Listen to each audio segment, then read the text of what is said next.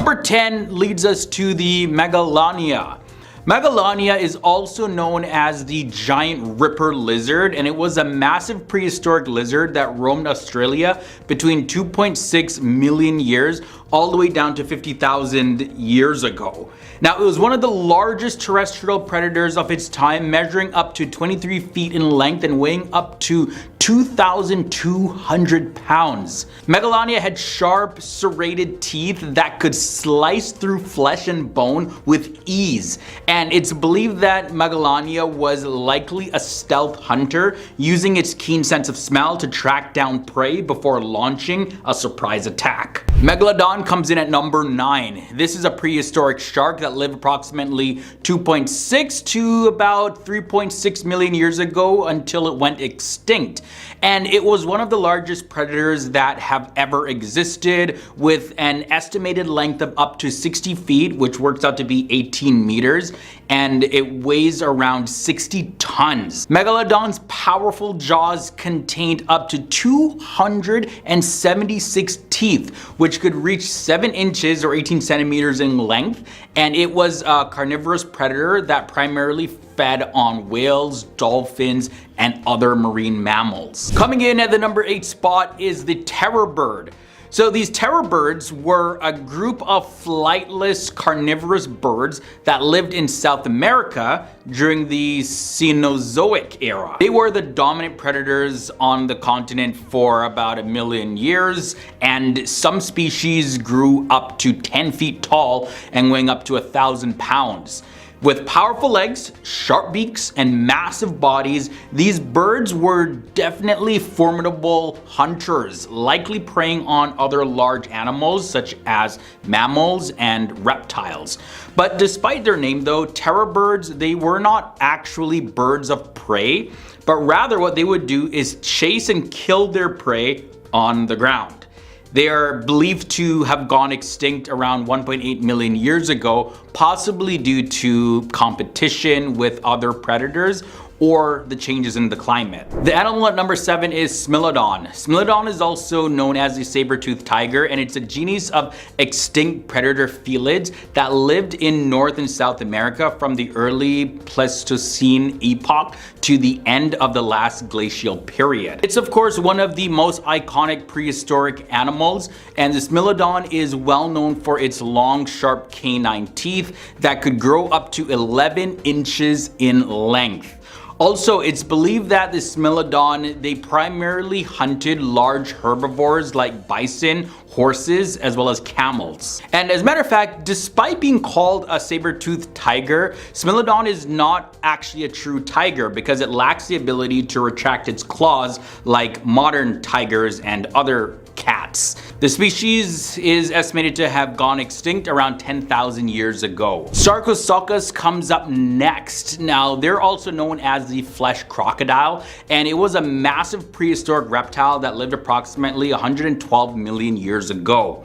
The ancient predator was one of the largest crocodile-like animals to ever roam the planet, with an estimated length of up to 40 feet or 12 meters and weighing over 8 tons.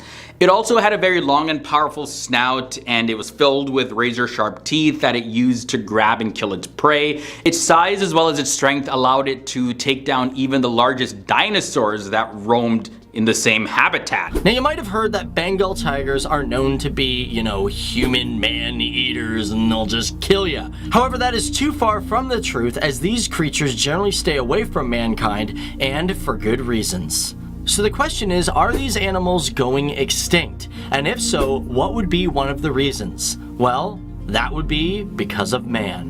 One of the major problems when it comes to these endangered animals is the space we occupy doesn't match their diet. Because the truth is, these animals need to hunt, and they need a lot of land to do that. It is known that most of the conservation areas around the world are not large enough to support more than 250 male adults per conservation area, which makes it one of the hardest reasons to repopulate the species. But when we talk about these animals being endangered, we gotta ask ourselves how many of them are left. In 2011, scientists estimated there are about 2,500 of these creatures left on the planet. But however, the World Wildlife Fund estimates that as of today, it has increased to about 3,890. However, it's not quite quite an accurate figure. About 100 years ago, these beasts roamed all of places such as India, Bangladesh, Nepal, but since the major expanses of human settlement and agriculture in the 1940s, most of these tiger habitats have become destroyed or greatly threatened. However, it is not just our ignorance and our human expansion and progress that is destroying these animals. But however, it's our thirst for vanity and conquest, and within that vanity lies trophies. Poaching, even in today's world, is still a dangerous thing to these animals, as people will use their unique skin for decorative rugs. And one thing that's to know, although some of these creatures are within protected zones, they are still hunted within them. But speaking of conservation, one of the first conservation acts being put in place was the Indian Wildlife Protection Act of 1972 and the Tiger Project of 1973. And as of 2014, there are 48 reserves in India for these animals, with India promising to spend $143 million to continue to protect the Tiger Initiative.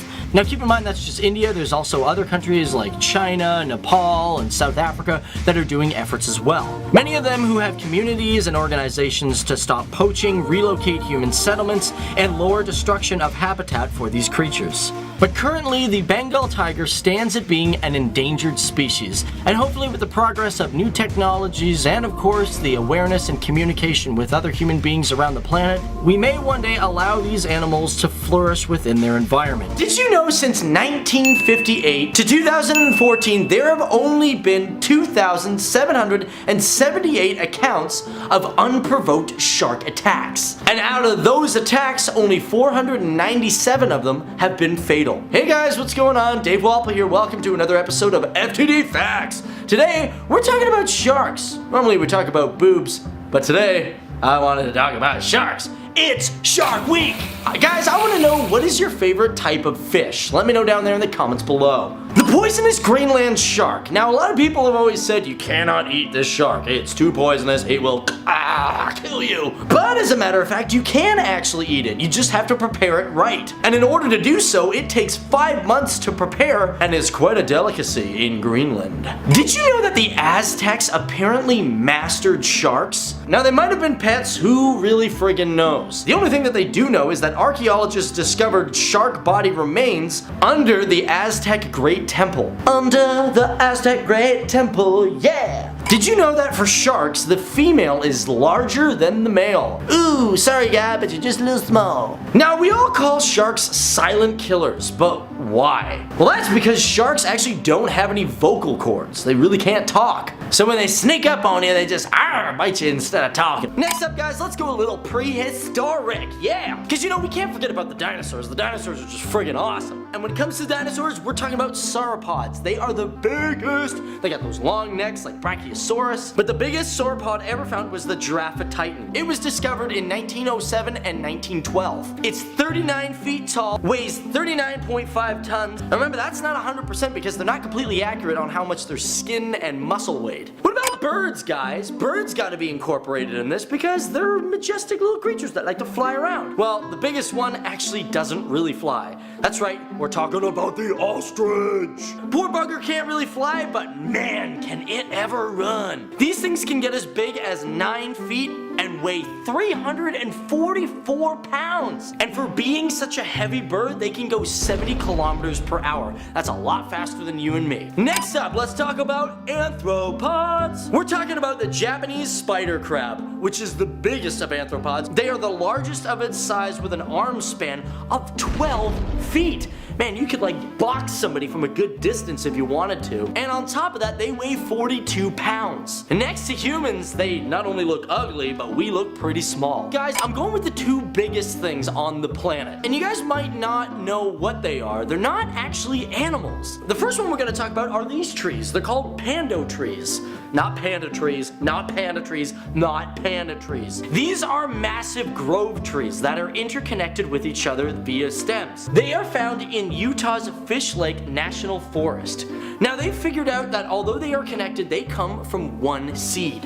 And the organism itself has over 47,000 stems, which they think weighs 6,600 tons. And on top of that, they estimate the organism is over 80,000 years old. And last but not least, guys, let's talk about the biggest thing. It's not a tree, it's not a person, it's not an animal. It's a fungus. More precisely, the honey fungus. Similar to the pando trees, it's all interconnected. Found in the Blue Mountains of Oregon, they say it is the largest organism on the entire planet. These are tiny little mushrooms, and when they die, they all die together. As for the organism's age, they estimate that it's only about 2,400 years old. The total weight of the colony might be as much as 605 tons. But keep in mind, these are little funguses, little mushrooms that keep a lot of water weight. So if you took away the water, it would be nothing compared to the pando tree.